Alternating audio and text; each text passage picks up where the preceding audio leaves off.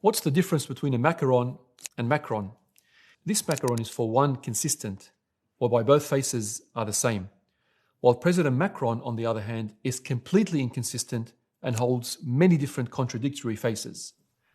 For long, Macron has positioned himself as the face of freedom of speech. He has aggressively defended the right to insult the sacred symbols of Muslims and even allowed for such insults to be projected onto government buildings. Yet, when it comes to insults hurled against his leadership and his country, Mr. Macron has a very different face. For example, following President Erdogan's suggestion that Macron needed mental treatment for his harsh behavior towards Muslims, the French president's office quickly censured him for his unacceptable comments and immediately withdrew their ambassador from Turkey, stating that rudeness and insults would not be tolerated and that such commentary was dangerous. Clearly, Macron's belief in freedom to insult isn't so free after all. But of course, this hypocrisy isn't new. It was only recently in Beirut where he was again exposed for his hypocrisy after he refused to condemn cartoons denigrating the Prophet Muhammad, peace be upon him. He claimed that the President of the French Republic should never have the right to comment on any editorial choice by a journalist. Yet, only moments later, he was caught heavily rebuking a French journalist for reporting on his sketchy meetings with Hezbollah. The hypocrisy is blatant and something that is even entrenched in France's own laws.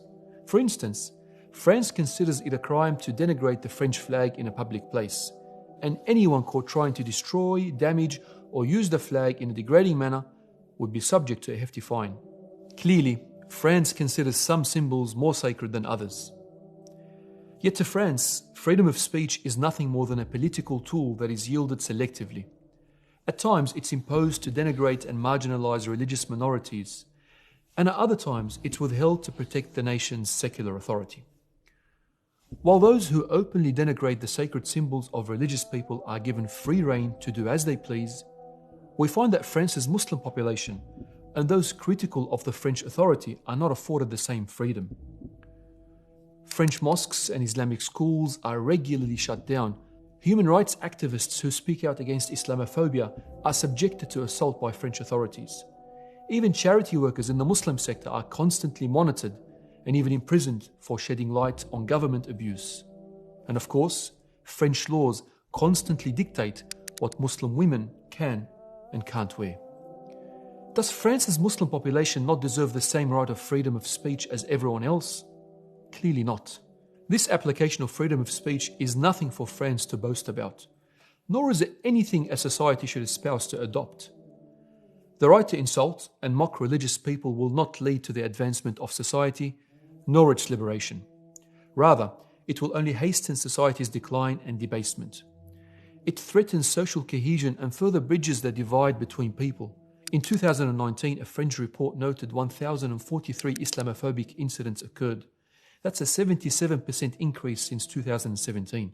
This will, of course, only continue to worsen as France's leadership continues to defend the right to insult and abuse that which is sacred to religious people. It's no surprise that it was only last week that 2 Muslim women were stabbed under the French symbol of liberty, the Eiffel Tower, as the attacker shouted "dirty Arabs." Free speech simply does not exist in absolute form, and no society will function effectively if it attempts to do so. Societies across the world have laws to limit speech harming religious minorities, and France should be no exception. Yet despite this, Muslims are still required to tolerate and even celebrate the freedom of others to insult the dearest man to their hearts, Prophet Muhammad sallallahu alaihi wasallam. Lastly, let it be known to France's leadership and Mr. Macron, we see right through your hypocrisy, and every reasonable person of sound mind and intellect can see it too. The hypocrisy you espouse is shameful and embarrassing, and quite frankly, nothing more than a smokescreen to hide all the governmental failures your leadership has suffered. So maybe take a lesson or two from the Macron. Lose the contradictory faces and be consistent. If you enjoyed this video along with all the other content that OnePath Network produces, please support us so we can create more beneficial content for the world. Go to onepathnetwork.com and you can support us from as little as $1 a day. Jazakumullah khair for your support.